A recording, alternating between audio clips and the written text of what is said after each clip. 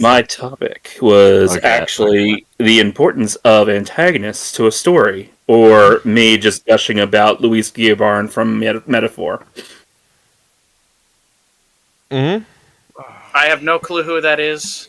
Exactly. That's That's fine. a lot of very I pretty will- words you're saying. There's a lot of very sorry. pretty words. Sorry, I'm only familiar with SMT. That's fair. That's fair. Okay.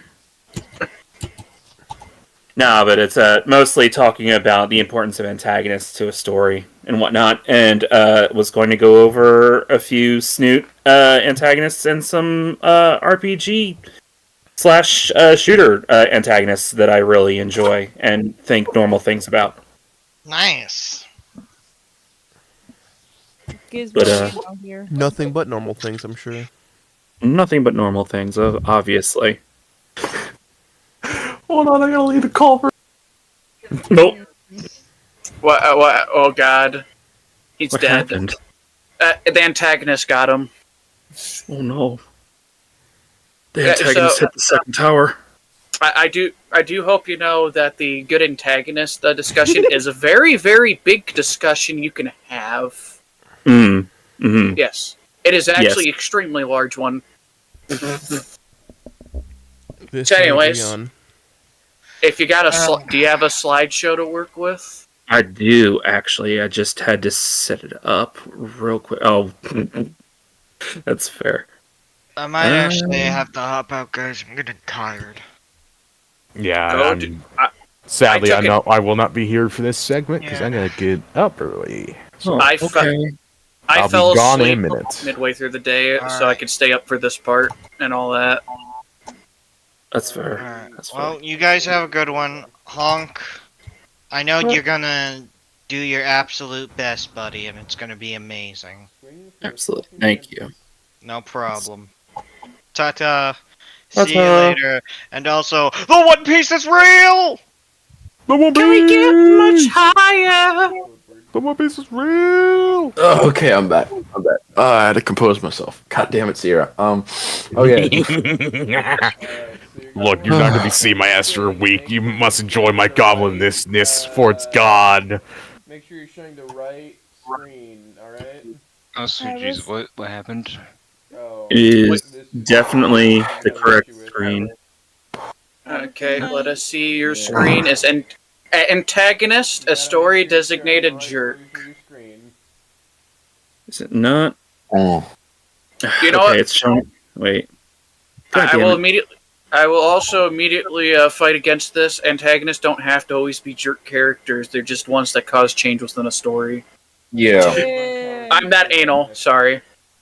No, that was just the title for that slide. I know. Yeah. I'm being a pretentious fuck for a reason. I'm just messing with you. No, that's fair. No, honestly. I'm being like a antagonist or something. Why is it doing that? Okay. Alright, Lucky Cat Joker, let's see what Quit we got. antagonizing him. Slaps your balls. Antagonize. Antagonizes you. Why is Slaps this your not PP. having issues? When is this happening? This What? isn't happening to everybody. Everybody? Change slides. So I've its got problem was to get off. PowerPoint. See, Hey, have a you know good what? night, Sierra. Have a good week, Sierra. Yep. Safe. I will be back when I'm back. Sierra, come Yeah. back with your shielder on it. Sierra's on Okay. vacation. He's been promoted, obviously. Promoted! Sorry. So, Shuhan, you may continue.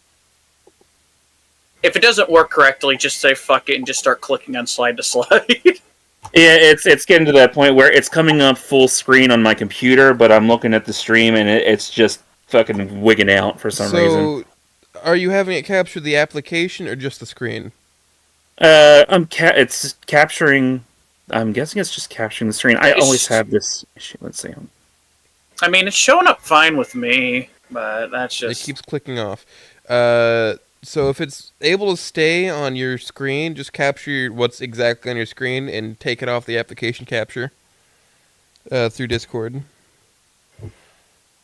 Like you're gonna have to like change window, and then go to the second tab to screens and just capture your main screen.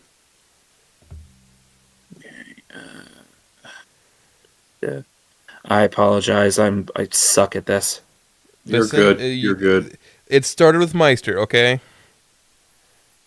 No, And to be fair, Microsoft's presentation applications have always sucked ass. They've just gotten worse. Look, don't worry.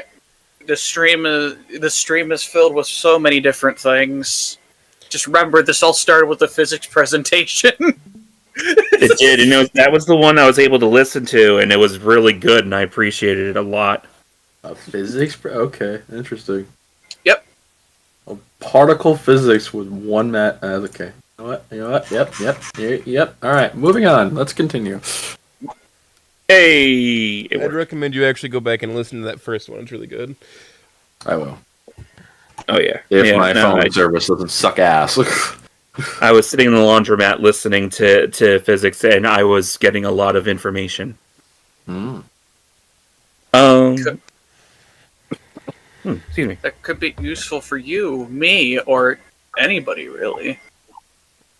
Who's to say? Who would say? I don't know. Say. Anyway. My name? My name Jeff. My name. Anyway. This is the world famous anyway. Shuhan. Hello. Yes, I am the Shuhan. I am the literally who of the server.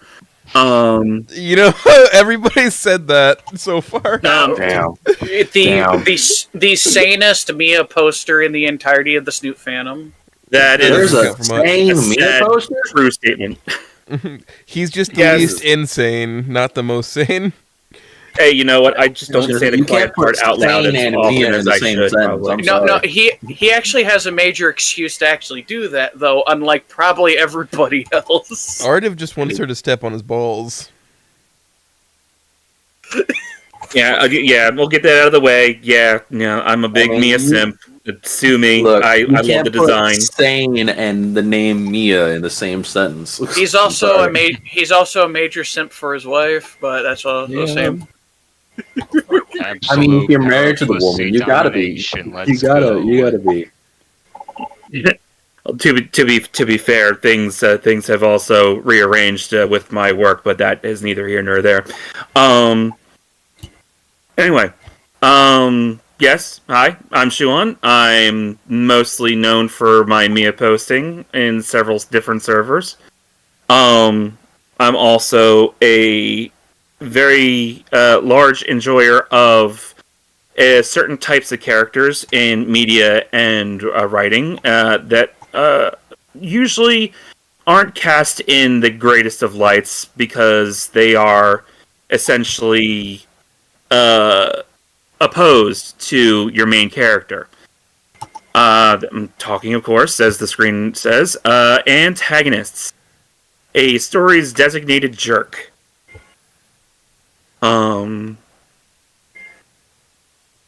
Antagonists are important in the idea that you need something to move the story along, because otherwise you're just going to have not much conflict to go along with your main character in most stories. It's not always true, but usually they make things interesting. So if we want to go to the next slide, we'll go and see what is an antagonist. Antagonist in a story, the antagonist is the opposite of the protagonist, or main character. Typically, this is a villain of some kind, but not always. It's just the opponent of the main character, or someone who gets in their way. Every story has at least one protagonist, but not all stories have an antagonist. In some cases, the protagonist is simply struggling against impersonal forces like nature, circumstance, social strictures, or addiction. In these cases, there is no antagonist in the story. However, a story can have any number of antagonists getting in the protagonist's way. So, most people think of antagonists as just generally your run-of-the-mill people that don't have good morals, don't have good, are not really good with social standing. It is a big stigma against antagonists that, yes, they are supposed to be opposing to the guy that you're supposed to be rooting for. You always want to have a bad guy. As it is, sometimes the bad guy is important to the story because without, like I said before, without that driving force to oppose the main character, there's no way for them to grow, essentially, in some cases, and there's no way for them to have some type of struggle. Sometimes the antagonist is a bully of some sort. In some stories, an antagonist can be this all-encompassing evil character, and then sometimes antagonists can be exactly what the protagonist is, just slightly skewed in a different way. So, for the next few minutes or so, I wanted to start off with at least discussing some of the more prominent antagonists in some of the Snoot games. And then I wanted to move on to a few other like video game antagonists that I've grown to appreciate for what they do for their stories and that they're in. There are some spoilers for video games like Metaphor, how you say that last portion? That Refantazio? The most recent Atlas game. Yeah, the most There's also going to be spoilers for Persona 5 Royal and spoilers for Borderlands 2. So just in case we want to get that right out of the way, you basically can guess maybe one of those. Spoilers for like Borderlands in like probably just the main antagonist of the franchise up to past the Telltale game? Yeah, he definitely was in the Telltale game and in Borderlands 2. So in two games and the of collection. that series. Yeah, the prequel weird thing. That as well, yeah. That one, yeah, we're gonna get to him. How to write your antagonist to be sideways. Yeah. But first, we're gonna start with everybody's favorite Triceratops that we all love and hate, mostly hate. A Trish. Bitch. And her quote that I pulled because it really encompasses how she deals with her entire situation in Snoot game. What have you done for your partner? When Trish says this, she's talking to Anon about dealing with Fang and how Anon had reacted when Fang went into their whole spiel about being non-binary.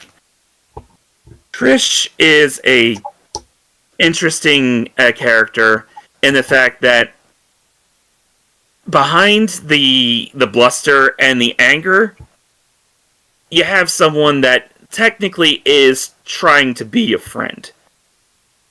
I wouldn't say she's being exactly the best type of friend, but at least in some lights, if we really think about it, and especially with some of the bonus content that wasn't in the main story to begin with, sort of recontextualize where she comes from. However, we'll get to that. Some pros to her being an antagonist. You love to hate her. Everybody that I've spoken to has varying degrees of hating how she is. She is someone that grates on you. The very first few sentences out of her, just like, okay, she's one of these type of people. People that you deal with on a regular basis that think they have everything figured out. Maybe they do, maybe they don't. But the fact of the matter is they believe they're right and everybody else is wrong. Next one. She moves the plot along. In one special case, really, without her, we probably in the vanilla setting of Snoot Game probably wouldn't have gotten towards the endings. We needed the big penultimate issue to happen to basically force Fang and Anon together. And what happens with Trish when she decides to completely dox Anon and all of his cringy behavior? Excuse me.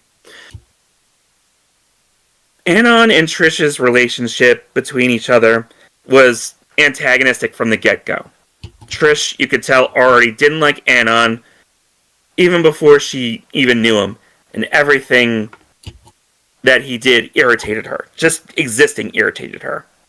So much so that when she was watching her best friend essentially slip from her fingers, she clearly had to do something to fix that. What better way to fix that than to make an absolute fool out of the one that was taking her friend away? So moving the plot along is essentially they were having a pretty decent time and they were getting almost stagnant until Trish pulled her big heist on the projector.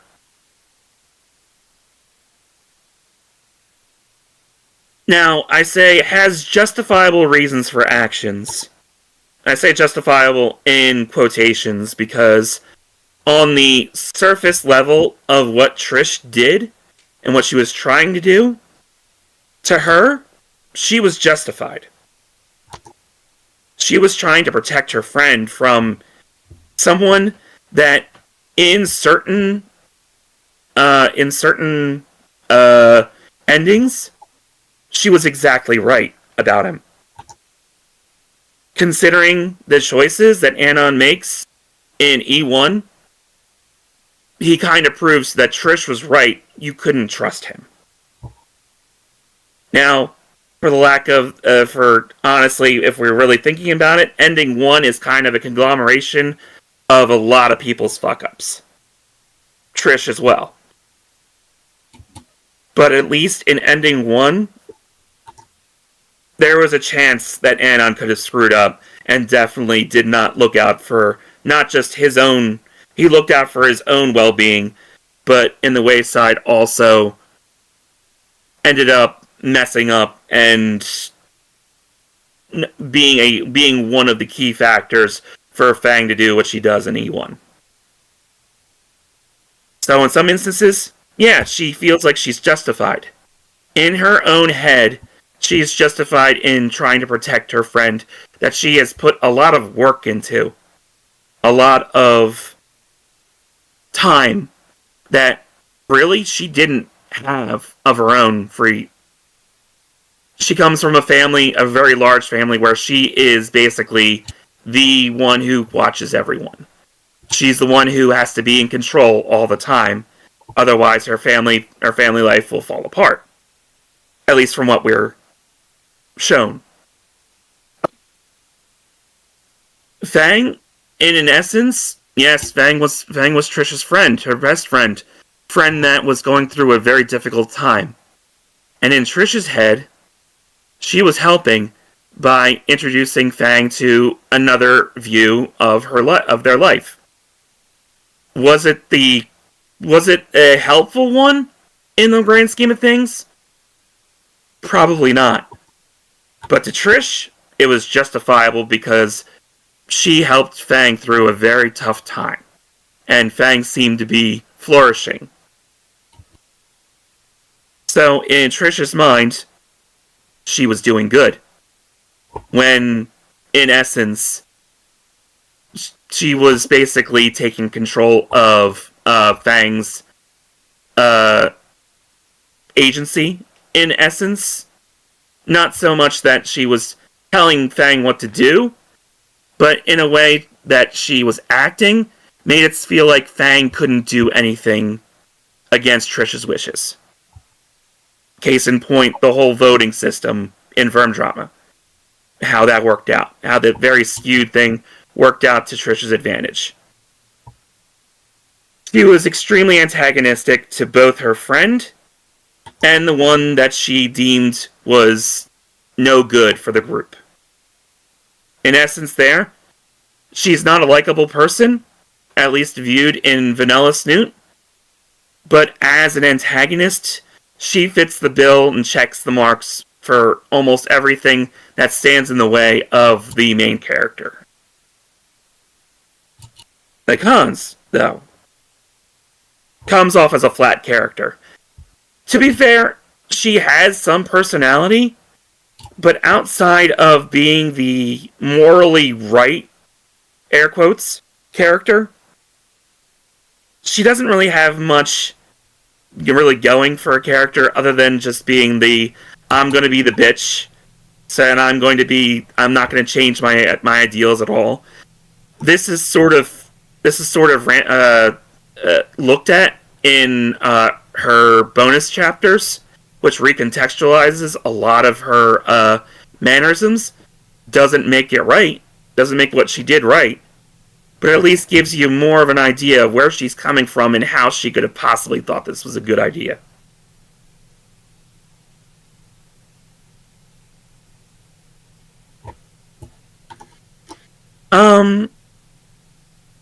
I guess in a sense, at least to me, she felt like a flat character. She definitely has a personality all her own, but at least in a sense of an antagonist, she honestly, at least for me, I will say, and I probably should have prefaced this, I'm not an expert in antagonists. I am a very much enjoyer of antagonists. So the stuff that I do come up with, take it with a grain of salt. It's just something that I've picked up on. There's a little bit of time after I'm done with all my presentation. If anybody has any questions or comments that could definitely help me better understand what I'm talking about, I greatly welcome it. Okay. There. I mean, yeah, I'm sorry. You got the full ballpark right there. You got the full ballpark. I think I'll be able to help you with a little bit later on what you're feeling with the character, though. Absolutely. The truth of the matter is, yeah, I'll get to the thing. Her reasons come off hollow outside the bonus content. If we didn't have the bonus chapters, in essence, at some point, it would just seem like she's just being a bitch to be a bitch. She would have reasons, but they weren't. It was more along the lines of they were sort of subtle, for lack of a better term. But then with the bonus content, it really did give the idea that, hey, she deals with a lot of shit at home. She deals with a lot of control issues, and she just wants to make sure everything goes the way that she wants it. So they come off as hollow, but they are also addressed in the actual content, in the bonus content. She's also just pure rage bait. The way that she's written, everybody's clearly... This goes along with the idea that it's love to hate, but sometimes the stuff that she does is just so insufferable, they're trying to make you not like her. Honestly, in my own thoughts, she's a serviceable antagonist. She gets the job done. She is definitely someone that stands in the way of Anon and in respects Fang, especially in Ending 3, considering what happens there. I will say that I did not like Trish when I first went through, and the more I played the game over and saw more subtle things about Trish, I enjoy her character for what she is. And like I've harped on, her bonus content definitely recontextualized a lot of her personality. And honestly, that's what made me enjoy what she is. People don't like her, understandable. But as an antagonist, I think she does a pretty decent job. Now we're going to move on to someone else, another Snoot antagonist that did maybe just a little bit more, but also a little less. Naomi. You didn't help her. She's just worse now. That was a more along the lines of a half-remembered line from Ending 1. Now, Naomi, when we first meet Naomi in the story, it's when Anon falls through the bench and looks up and sees the most saccharine sweet girl he has probably ever encountered. Someone who seems very chipper, very helpful, and just wants to, just be helpful all around. Anon also has the distinct ability to smell bullshit a mile away. So much so that even he himself, most of his descriptions of Naomi seems like plastic, fake. I'm sorry. And for the most part, that mask stays exactly where it is until basically halfway through the mainline story, where essentially it comes up that she's been pulling strings from behind in the background. She's been the mastermind behind getting Fang and Anon together by changing his schedule to basically trying to force them to be in close proximity to one another, and to just essentially throw a wrench into almost anything that Anon wants to do, as long as he's following her grandiose scheme. Some of the pros of Naomi's antagonism. He sets up the main characters. From what we're given and what we understand, Naomi changed Anon's schedule to begin with. He wasn't supposed to be in music to begin with. And honestly, we can probably infer that he probably wasn't in Fang's science class either. That's a lot of supposition. Not exactly certain, but I wouldn't put it past Naomi to see if she could put him in as many classes as she could. Especially considering the whole line about Sage was supposed to be in that class. And never was. She also makes sure that she is a constant fixture in the Aaron household, especially. So she was always having eyes, at least on Fang, while she was also there trying to curry attention from Nasser. So she was always at least being a spectator to make sure, hopefully, her plans are going proper.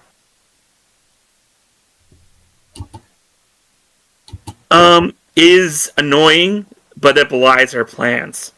At least in the beginning, Anon could always found something off about Naomi, but it never did put his finger on it until the confrontation in the park. I say confrontation because Naomi basically just said, no, I don't know what you're talking about. And Anon basically is able to put two and two together. That Naomi's plan was to essentially try and pawn Fang off so that way she could have all of Nasser's time. So, in essence, she was actually, I will say, she's a pretty decent manipulator in essence that she was able to pull the wool over almost everyone's eyes, including Fang, and to an extent Anon as well.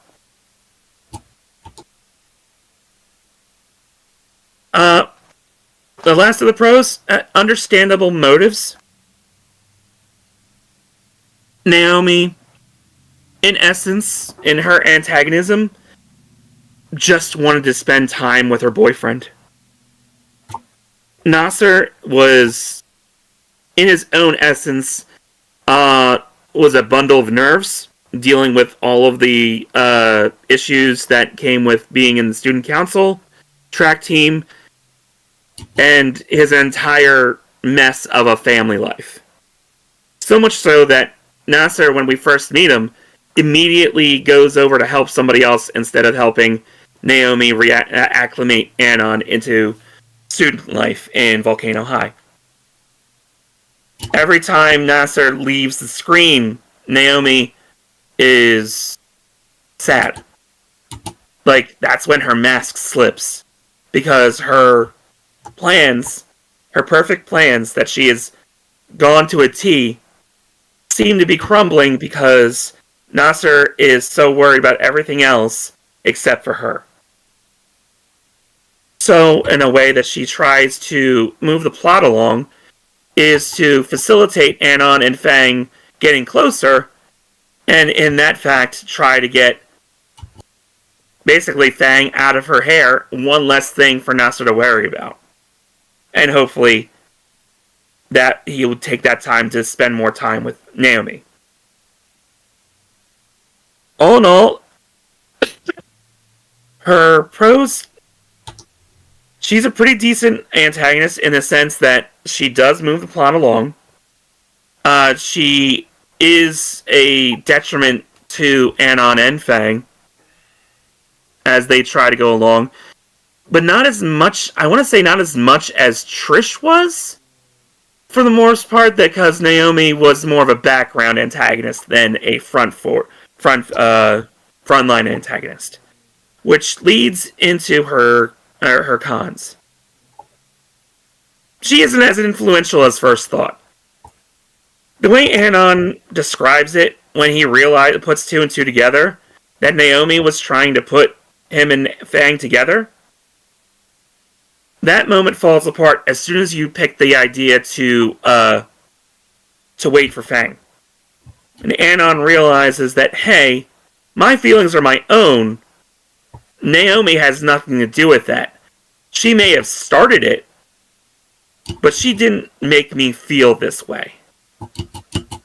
So she didn't do as much as it's led on to believe.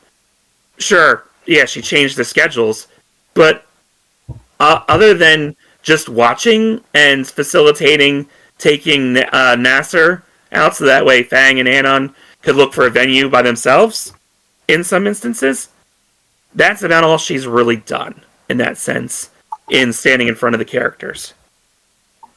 Even in E1, where Anon is just constantly fucking up, she's still a bystander and everything, and she has the audacity to be angry that Anon didn't do exactly what she wanted, which leads into the next con. Depends on a rando to fix problems. For all of her planning, for all of her critical thinking that we're led to believe, she really did bank all of her hopes on somebody that she had never met and was honestly a unknown to her. Maybe she didn't think he was an unknown. Maybe she figured that he'd be the perfect puppet. Who's to say? All we know is she was banking a lot, she was gambling a lot on Anon to try and fix Fang. In essence, it feels like it flies in the face of all of her careful planning that she has. She has that whole, she has everything for the next several years planned out, just so that way she could pin her hopes on somebody that probably wouldn't even do what she wanted him to do in the first place. Which, in ending 1, essentially her plans are shot because she picked the wrong horse, so to speak.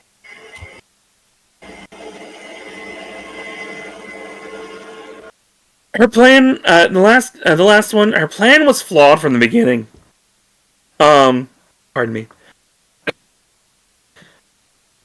In essence, she was trying to put two people together that she had really no idea would actually ever hit it off.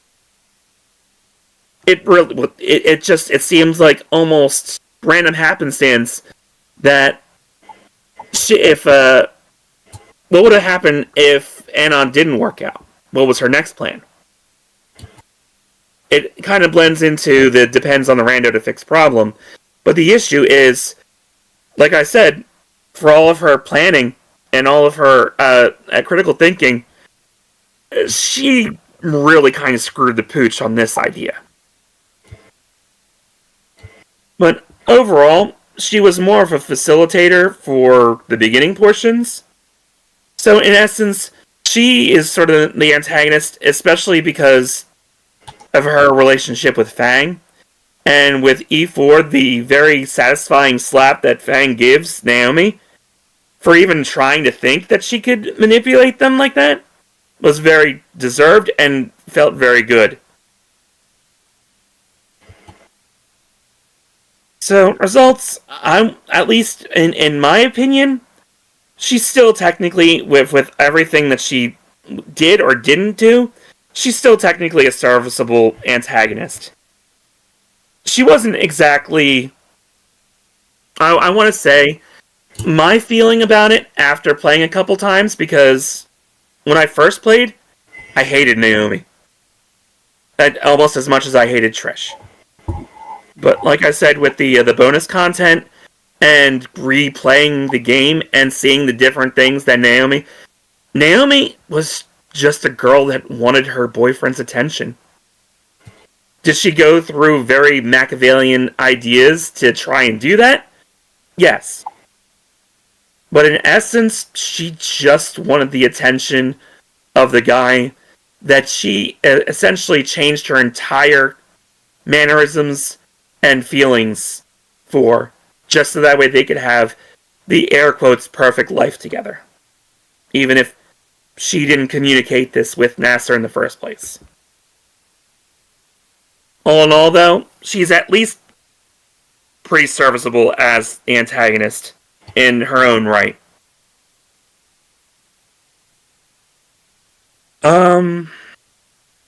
I think it's going to become as to no surprise as who the next person's going to be, given my proclivities. But we'll just go to the next slide anyway. Mia. Boo! Oh, Mia. You have a fan, Hot Smiles. Wheels. Where do I start with her? Well, first You all know about how I feel about her. You know how I am one of her big proponents. But let's get into it. Mia is a bully. Plain and simple. She honestly is cruising through her own life, using it by any means necessary to essentially glide by and try and just doing her own thing. Even if that thing means being a general terror to everyone around her, including the one guy that even wants her to be around.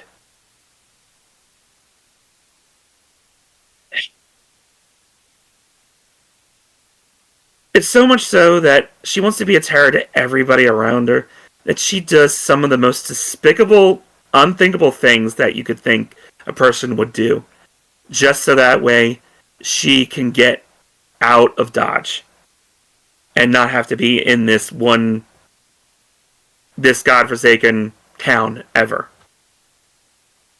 So, we're gonna go with the pros for Mia. Confrontational. She makes sure that as an antagonist, as a bog standard antagonist, she is extremely confrontational with everyone around her, including Inko and Olivia. For the most part, mostly Olivia. So much so that we watched her bully the hell out of Olivia in the hallway, while Inko watched on. And honestly, she just felt like a stereotypical bully that just even tried to reach into the echelons of just verbally abusing Olivia. While Olivia was nonplussed to the whole situation, definitely wasn't a great time for her.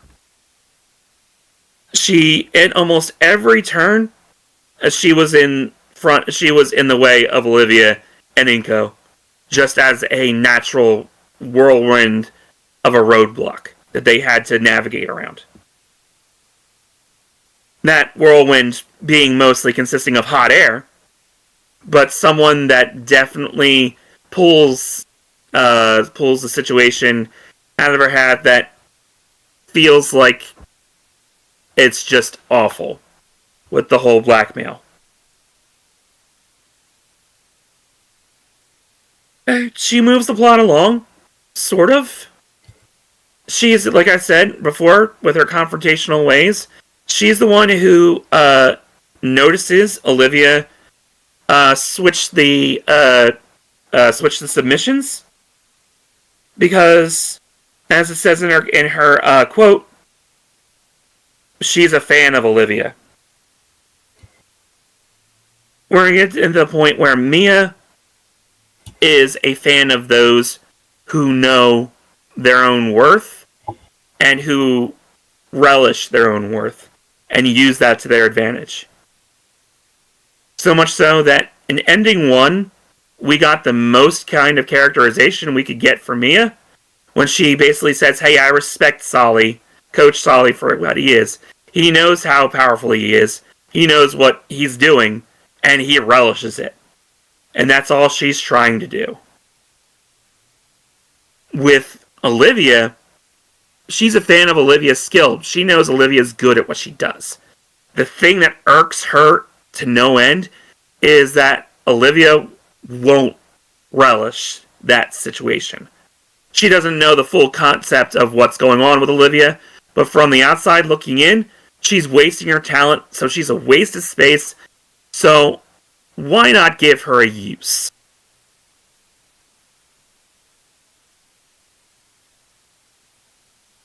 That's all the pros that I have for her. Her cons. She is one note. She is a bully character. That's it. All she really is. For most people who understand the development of Wani, we know that Mia was intentionally made this way. It sucks. I lament it every time I think about it. But the way she is in Vanilla Wani, she is not. She is just one type of character. She doesn't grow. If anything, she gets worse. Even in the best ending, she gets worse. Whereas, like, say, Trish and Naomi, before her, they at least, in the best ending, had some type of closure and weren't exact. They actually had a bit of a, maybe not an epiphany, but definitely seemed like they were going in the right direction. Mia, however, does not grow, doesn't really change, and then at the end of E4, just fucks off. She just has an awful motivation. It goes with the one note, what's with her just wanting to cruise through her life. It doesn't add anything to the story, at least in my estimate. She's just there as to be the antagonist. That's it. No other situation. Even with the whole thing with the blackmail, it was more the same of what a bully would do. There was no nuance to it. Like I said, the only real nuance to her was in ending 1, when she actually showed some type of personality, to where, hey, she likes to act. That's great. Would have loved to see more of that, but we weren't given that. So she comes off as someone that's just there. She is a literal plot device, and honestly, not a very good one. Yeah, little to no personality. I touched into that. She has little to no personality other than, I'm a bitch, get used to it, I'm not changing. Some people like that. But for a story, you can sometimes do that. You can have a character that's one note. You can have a character that is only one thing. But if you don't have the panache or the charisma behind it, which, okay, she sort of does, but it doesn't really go anywhere. She, like I said, she doesn't grow as a person. She actually backpedals. The results? Mia is a terrible antagonist. Oh, shoot. In my estimation, I love Mia. I love her character. I will never change that. Her entire personality, at least in her outfit, like her design, I absolutely love. That's what I fell in love with. I hate her character in Wani. She is so filled with, like Olivia said, she really is nothing but hot air. And that's it. So much so that, at least in my writing, I'm trying to at least give reasons and motivations for Mia. But in the end of the day, in the actual media that she's in, I think that, honestly, and I probably should have put him in this presentation, I think Ben is just a bit more of a better antagonist. Not by much, but at least he has a little bit of nuance to him.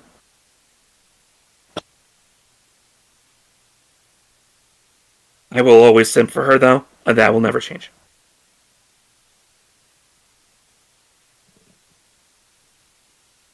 With these three Snoot and Wani characters, they all have a different range of what an antagonist could be.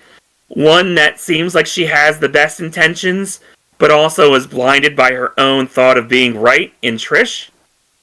The more behind the scenes antagonist, while not really achieving much, at least learns from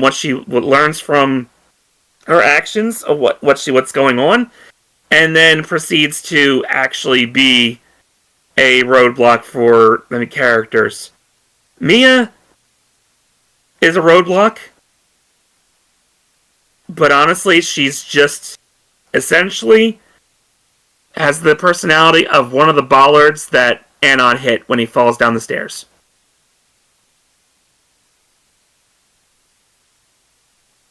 These are all different types of antagonists that I do enjoy. Mia to an extent, because it's Mia. I will take the good with the bad, but I will be brass tacks. I will always lament what Mia could have been. But with those three, with Snoot and Wani out of the way, I'm going to move over to someone that I just finished playing the game. He is an antagonist that really scratches an itch, and I'll glaze him till the cows come home. But we'll move on to him. We'll move on to the antagonist of Metaphor, Luis Guillermin. And my favorite quote from him: "My name is Luis Guillermin.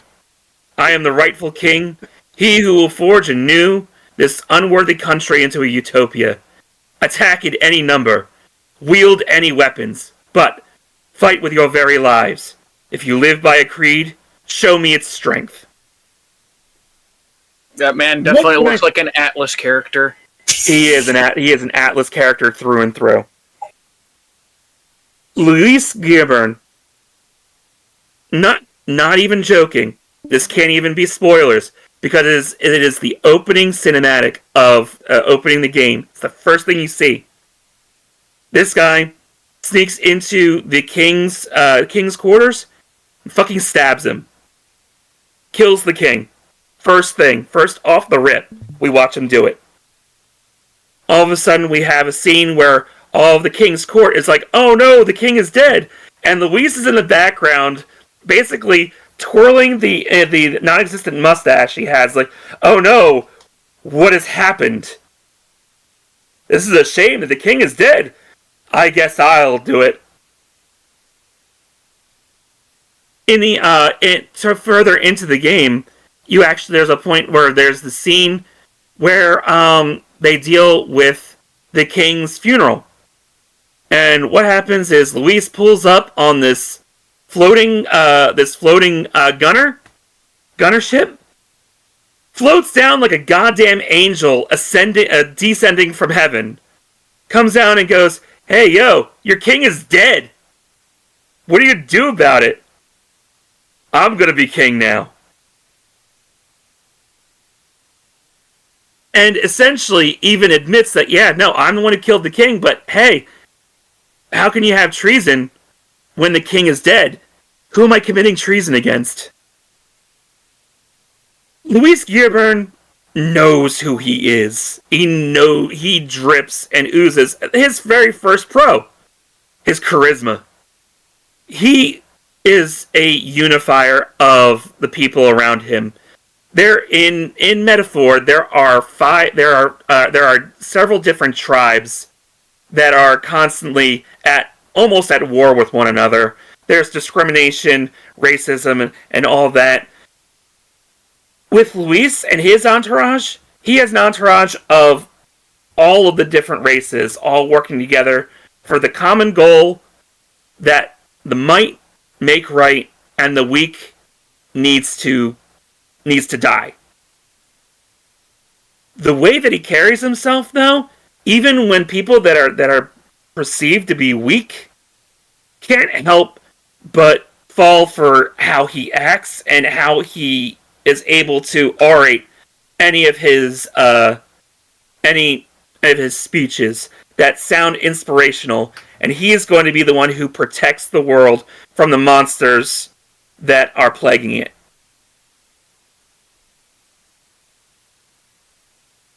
Another pro is he's playing chess while other people are playing tic-tac-toe. This man has plans among plans. Naomi thought that she was a Machiavellian planner. This motherfucker is a guy who was able to, hey, I'm going to send the main characters, because at some point the main characters, while they're trying to come and assassinate Luis, ingratiate themselves into his entourage and act as his subordinates, while they try to figure out a way to kill him, essentially. He sends them on a mission to go find a relic that is supposed to help him in the race to be the next king, which could easily kill him. He saw through the idea that once they got this relic, they're like, hey, what we're going to do is we're going to trade out this weapon and give the fake to Luis, and he'll be none the wiser.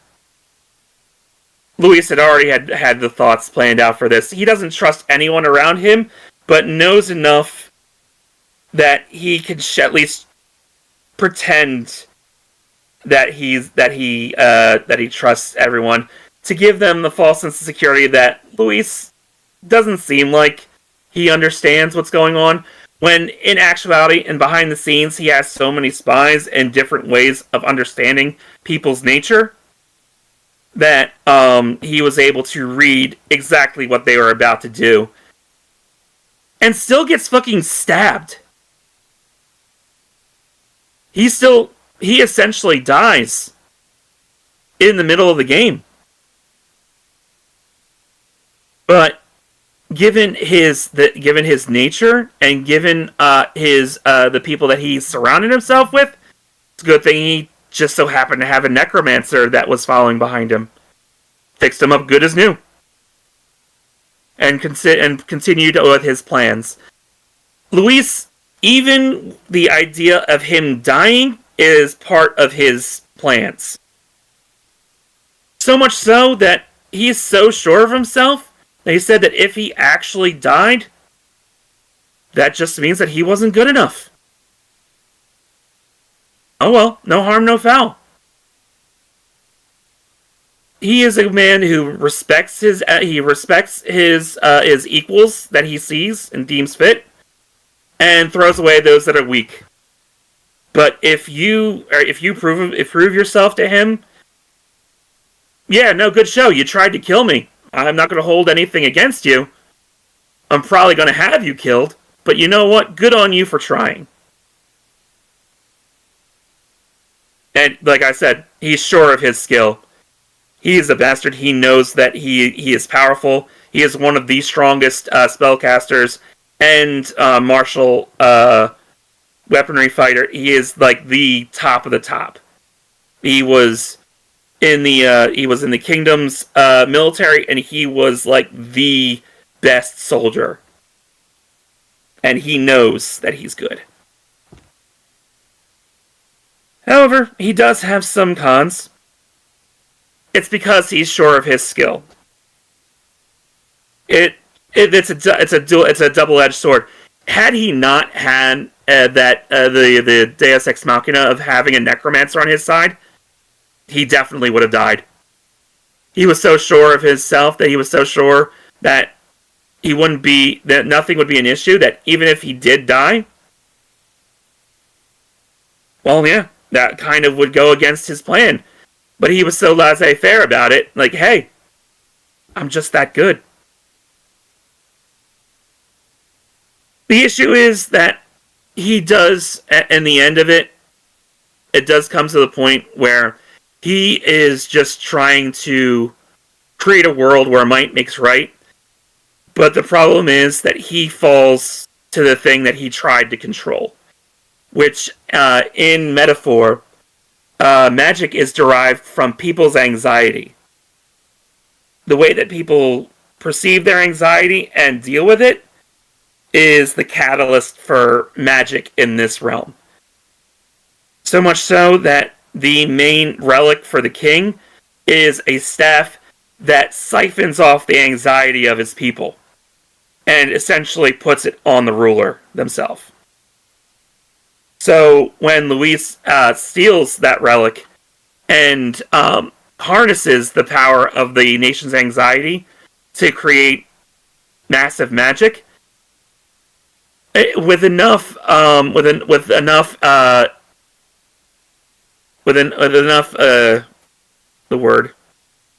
intervention of the main characters, he falls to his own anxieties in the end and is defeated because of that. The result for him, he's a fantastic antagonist. When I was talking about Firmia, if she at least had some type of charisma, she would at least be a serviceable antagonist. Luis's skill, his charisma, his forward thinking, just for the fact that, hey, I'm the one, he rolls up to the king's funeral and says, hey, yeah, no, I did that. What are you going to do about it? And then is able to sway the masses to his line of thinking. Because, hey, king wasn't that great. I can do better. Was able to, essentially, towards the end of the game, completely swing the favor against the protagonists and basically vilifies them. He is a great proponent in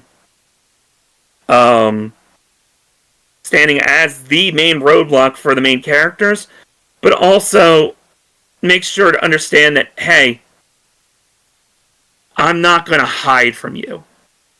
I'm not going to be I'm not going to use any type of subterfuge. I'm out and about. If you want to try and take me, do it. You're going to have a hell of a time.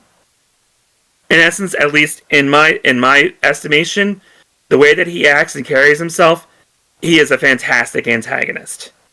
Atlas is pretty decent at making good assholes to hate, while also just being fantastic to play against. Which brings me to another one, and my proclivities are all over this presentation, because the next one is from Persona 5. One of my, if not favorite characters. Maruki. the new guidance counselor at the school where the protagonists attend. His quote: "It's a reality where no one suffers." Maruki is a special kind of guy. He's goofy. His very first interaction with being introduced to the school, he actually proceeds to bow very formally, and then raises up and proceeds to smack the hell out of his head with the microphone he was just speaking into. He ingratiates himself with the main characters and is able to get them to open up about their insecurities and things that are happening in their lives. All the while, you're playing the game, and he is learning more and more about the main characters, their problems, their fears, their anxieties, and seeks to wants to correct it. I use correct because that's exactly what he does. Towards the end of the game, when you fight the final villain of the vanilla game, if you've raised your social level with Maruki as you play through the game, along with 2 other characters, then you're given the 3rd semester of the game, where all of a sudden, characters that you saw die, or have heard were dead, were alive. A certain guide-like character that's a part of your party that was basically a cat, all of a sudden is referred to as a handsome boy. He looks like a superstar that they had just seen on the TV just prior. It seems like everybody's dreams had come true. Dead mothers, dead fathers, dead frenemy are all back and alive and well.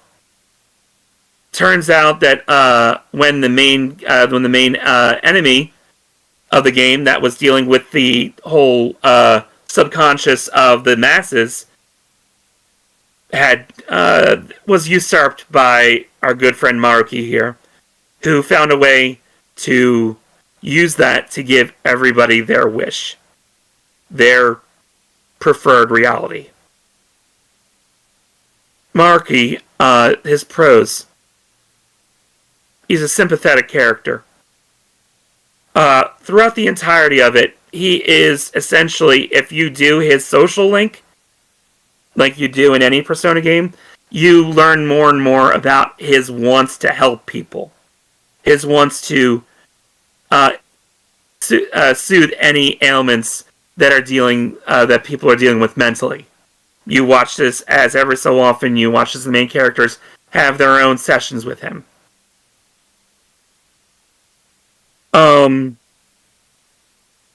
So much so that he was even studying the same type of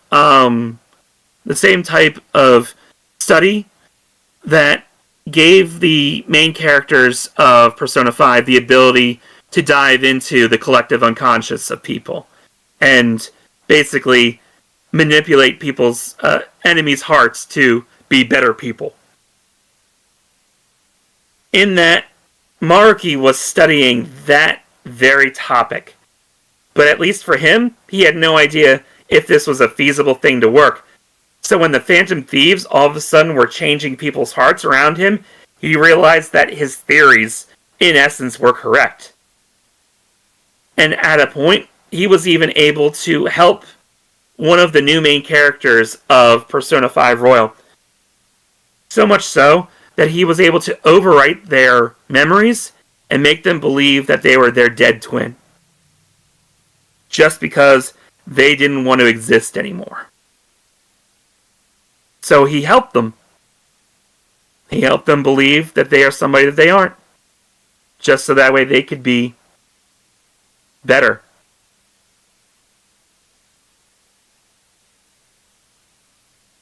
When you really think about his goals, he wants to make an ideal world where nobody suffers. Nobody has to deal with any problems.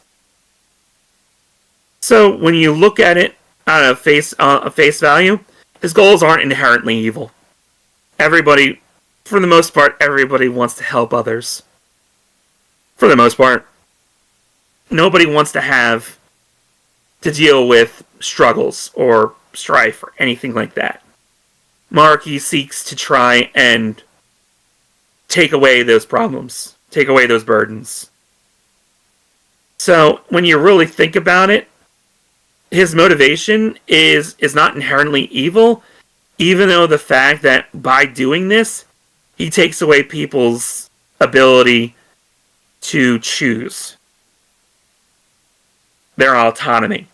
He gives them their ideal life, but in a way that manipulates them into their thoughts that weren't really their own to begin with. Nice thoughts, but when you have to manipulate somebody to have them have a perfect life, that really isn't a good thing.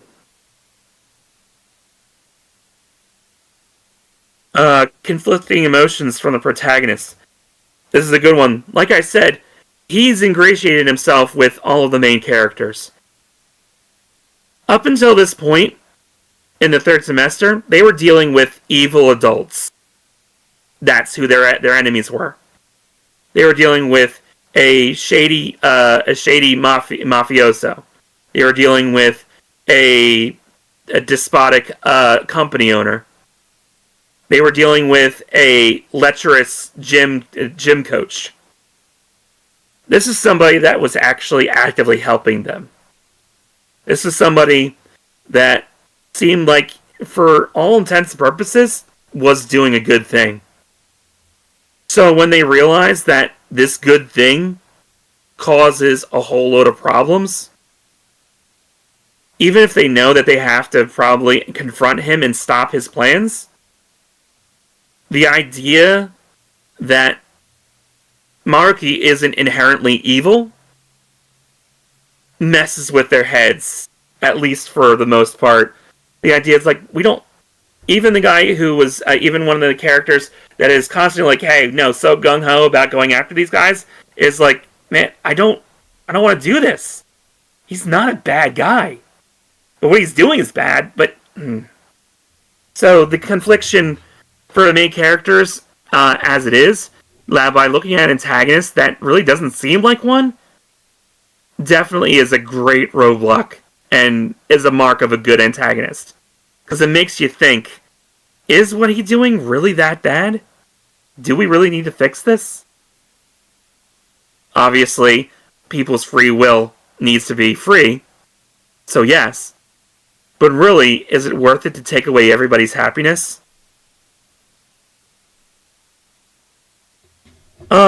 Cons for Maruki. He's misguided. Like I said, he wants to help the world, but because of the way that he's doing it, it's not at all the best way to deal with having people just take away their strife, taking away their free will. He doesn't see it that way, so the idea is that, no, I'm just helping. It doesn't matter, just as long as the end justifies the means. And honestly, the fact that his persona, his power, is also known as the Idiot God, is personification of Maruki's ideals. He has become a god that is helping people, but is not seeing the forest for the trees or what he's actually doing. He's too caught up on his own rhetoric. Like I said, it goes along into the misguided point where he just he believes that he's helping. It looks like he's helping, so obviously what he's doing is right. It's just nothing much to that. Even when dealing with opposition from main characters, he's even like, hey, just listen for a second. Maybe we can figure this out where you don't have to stop me. I can continue what I'm doing, and we can figure out some common ground. Even to the point, right before you fight him, He was like, just think about it for a second. Think about what I'm doing. Think about the good that I'm doing. If you stop me, you're taking away everything from everyone else. You're taking everyone's happiness away. Do you really want to do that?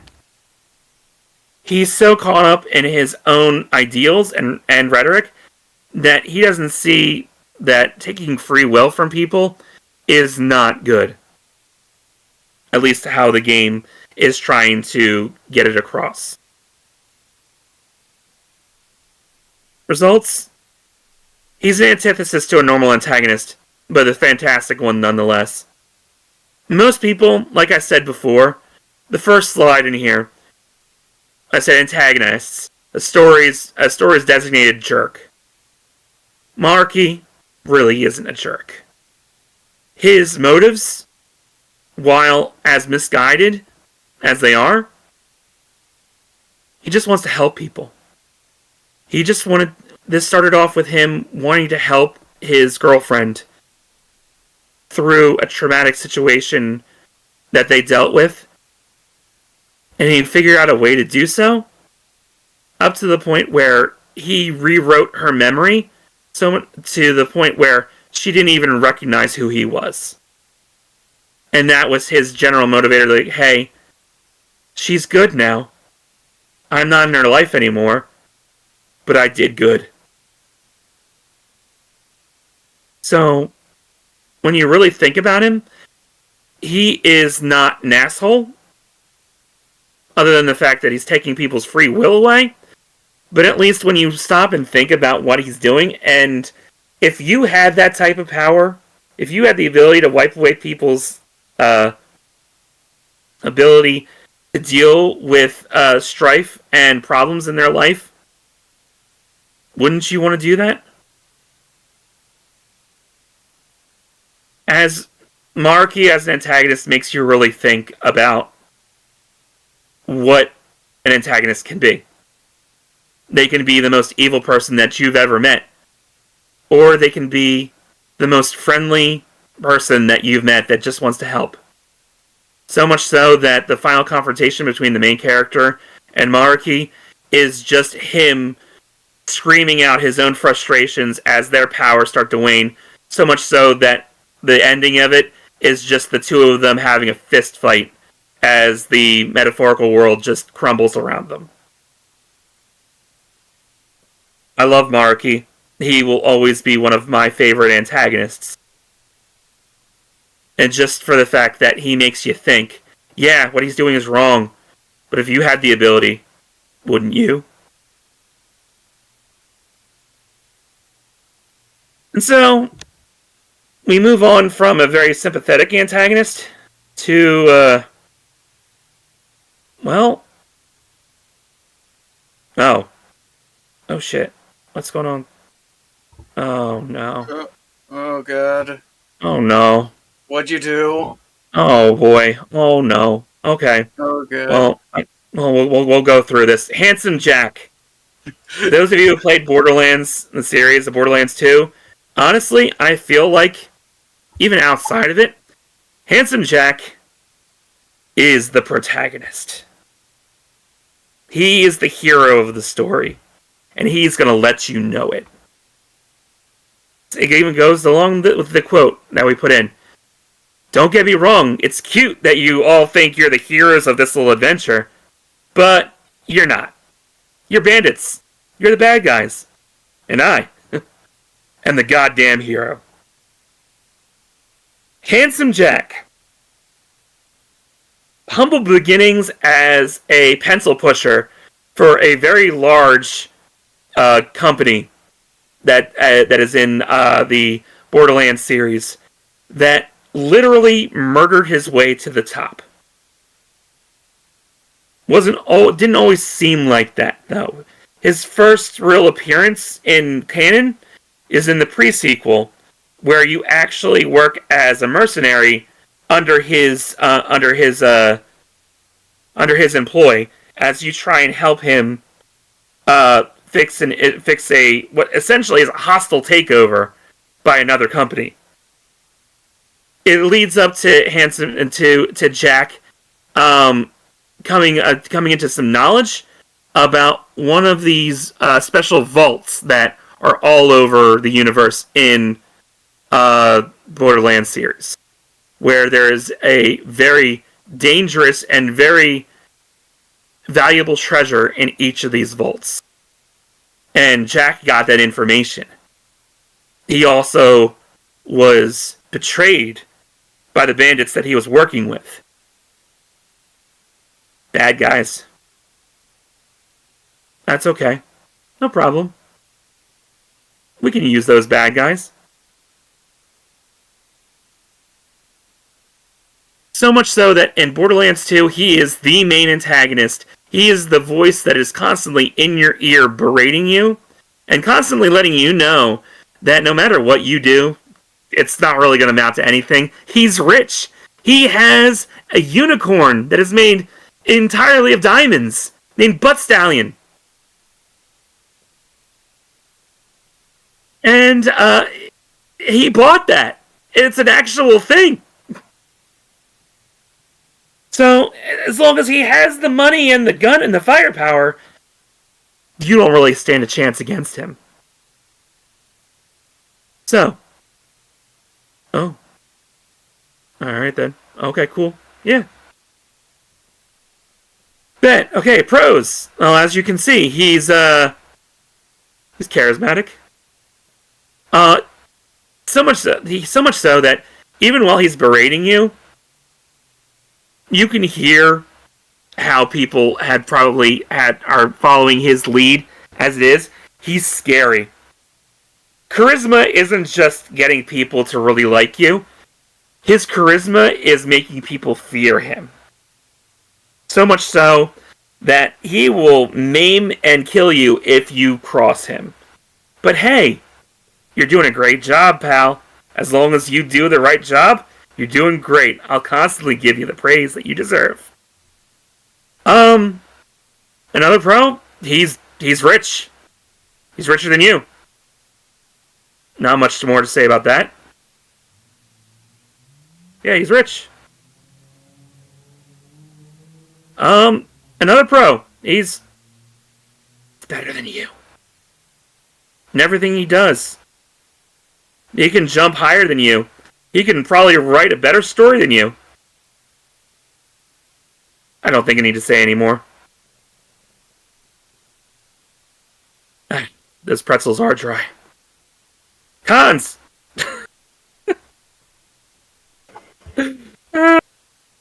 No. I know I got a con. He's a Gearbox character. That he suffers from that. Character. There is that. He suffers heavily from that. Yeah, he does. The problem is, though, well, not even a problem. Honestly, to his point, Handsome Jack is probably the best Gearbox character in the whole thing, just for how he is and what he is. He believes that he is. Look, for nothing. This was a joke. This was a joke slide. I don't know if you got that idea. I know it's a joke slide somewhat, but he does serve as being an interesting way of writing an antagonist. Absolutely. I guess. In essence, his whole shtick is the fact that, like I said, he believes that he's the protagonist of the story. He believes that he's right, and he will do anything that he can to basically stop you from doing what you need to do. Even to a point where one mission, he actually just has you jump off a cliff. Just kill yourself. Do it. Do you know how many times I've done it? Yeah. Yeah. So much so. God, I missed the trailer for Borderlands 1. Yeah. I want to see the Handsome Jack for that game. It's just, I'm going to say that Handsome Jack was very prevalent because I played Borderlands 2 with my brother and my wife, and we all just, out of all of the Borderlands that we played, Handsome Jack will always be the best antagonist of that series. I don't know what they're going to do with the next one. but the way that he carries himself, just the fact that he, even in his moments of quiet, he seems like a very dangerous individual.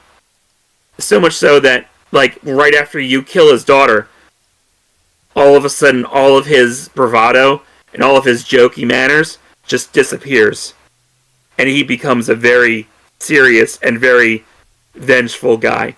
He does have his jokes, but they miss the lilt. They miss the him not really caring. No, now he's very focused on having you actually killed. So as much of a joke character as he is, going down to brass tacks, he will try and stop you.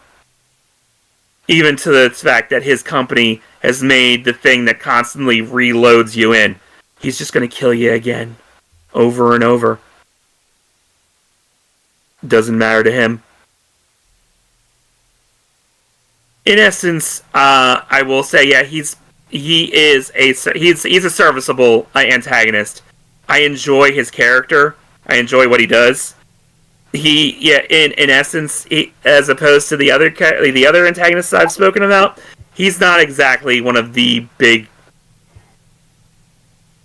He's honestly, he almost has the idea of what Mia could have been if Mia had a funny bone in her body.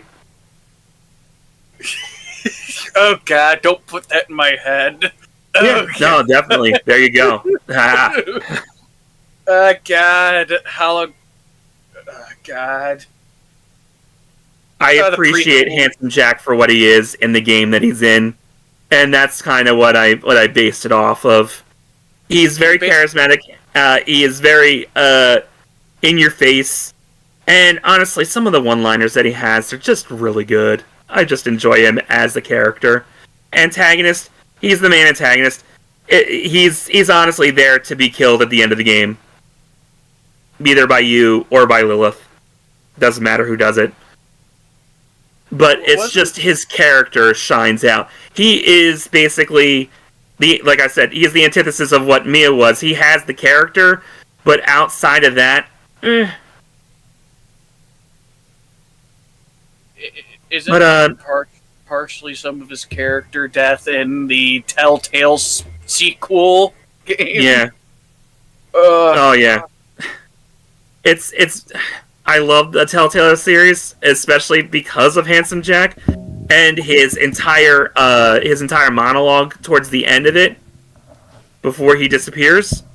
It's just very good. It's just the seething hatred that he has for everybody that's not him and Angel. It's just it's the hatred that was always behind the snark that I really, really enjoyed. But well, with that, the obligatory Ruth. In closing, with those types of characters, there obviously there are so many different types of antagonists out there. These are just some of the few. I put in Snoot and Wani characters because Snoot and Wani discords. And then the 3 antagonists that I really enjoy. But as it is, these are just a small amount of what an antagonist should be.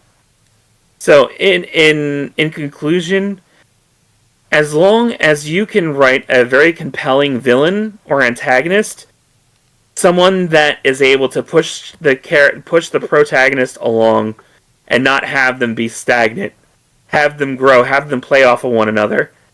In essence, in the amount of characters that I put up here, I feel that Maruki definitely is one of the stronger antagonists, only because not only was he a roadblock, but he also was a companion. He was a confidant. He was a friend. And then you had to fight a friend that was misguided and brought back. God, I wish my brother was here because we could talk about the fucking Trails main antagonist and his fuckery. Oh yeah, no, absolutely. Please, like I said, with this free being like a small free talk, I'm actually surprised I went as long as I did. Shit. I'll keep it $1.50 with you. I passed out near the beginning. I just woke up. That's fair. You're usually asleep by now, anyway. I understand. So also, if we're gonna move to free talking on that, we're gonna need to talk about Jack Horner and how he is very much the perfect villain antagonist. Yes, I was going for video game antagonists, and if I had, Jack Horner is the best antagonist, no shot.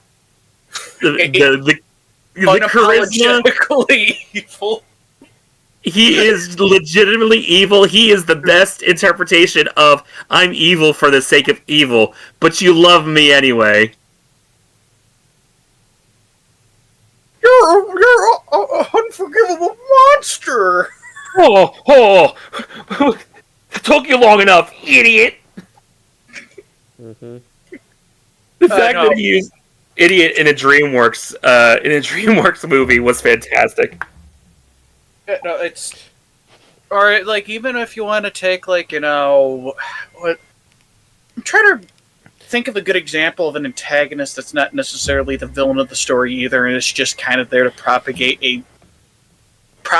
a movement. I appreciate that DreamWorks stuck with John Mulaney, even through the controversy he was going through at the time, just because his voice fits so goddamn well. It does so well. I love that they made him a brick shithouse. Mm-hmm. He's a brick. Ow. I do apologize. Even before I started talking, I was already having a raspy throat.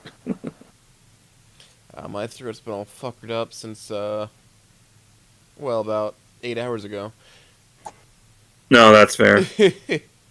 That's absolutely fair for how long you've been going. Yeah, I understand. Is Jam even there? Yes. Hard saying. Okay. Have you just been sitting there idly listening for the past 15 hours? Pretty much. At the beginning, I kind of pulled a little bit of an all-nighter last night. So I passed out, and I clocked out for like 5 fucking hours, and I woke up like halfway through prawn. So we're gonna run it like this. Technically, nobody at this point's done the full 24 hours because even Oath passed out. So we lost that. I only clocked out for an hour. Has anybody been keeping track of who's gotten the secret words yet? They have till Monday to fucking tell me, so I'm sure they're waiting so they can scour through. Shuhan, you said your word right? Huh? Oh yeah, I absolutely did. Alright, cool. Technically it was a key phrase, but yeah. Yeah. Sorry, I was usually paying attention to, mark out, hey, guess what, Chucklefucks, I got said.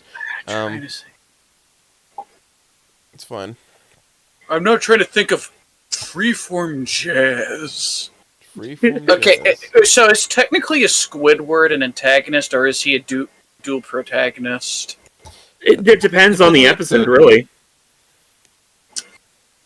Sometimes he's the antagonist, other times he's just a protagonist. Okay, Krusty Krab pizza delivery. How do we put him on that episode? Does he just start? He's a dual antagonist. He's not. Yeah, he's doing. Yeah. Yeah, no. Until you get to the end. No, he's like he's the protagonist the entire time. In fact, the Krusty Krab pizza episode more closely follows Squidward than SpongeBob. It really does. And honestly, even at that point, it gets to the point where Squidward actually stands up for SpongeBob at the end of that. Mm-hmm. Truly, I was able to somehow fit in SpongeBob out of nowhere in this stream. I did it. No, that's absolutely fair. That's the whole point of this, like, the last few bits. I was like, I know absolutely for a fact that I was biased in the picking of the antagonists that I went over, because I know them very well. I mean, technically you do have, if we want to get snobby, you do have Sauron, but Sauron kind of exists as being the allegory for the literal fucking devil. Yeah. I mean, honestly, if you really think about it, he was just the big glowing eye that was just around. It was everybody around, and Sauron was more of an antagonist than Sauron actually was. Sauron was more of a plot device more than anything. Yeah. He's just like, yes, the thing that sits at Mount Doom. Mm-hmm. He's always there. Mordor. But I'm trying to think of a bunch of antagonists that do exist. GLaDOS. GLaDOS is a fantastic one. GLaDOS that turns from an antagonist to a dual protagonist halfway through Portal 2 is interesting enough as it is. Oh yeah, yeah. I'm a potato. Mm-hmm. Oh good, and the slow clap mod is still working. At least we have that. Well done. Oh good, that's still working. Everybody fucking... Valve antagonists are some of the more interesting ones, because, for instance, what is G-Man? Is G-Man an antagonist or protagonist? I don't fucking know! I don't think he counts as either, but he's technically a plot device. Yeah, he is the plot device. He's the Sauron of Half-Life. Is he the Chekhov's Valve? What exactly is in his suitcase? Firearms that are unregistered. Mr. Freeman. Mr. Fremen.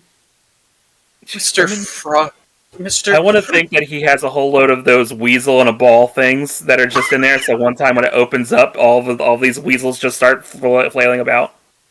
I have all these weasels in my pocket.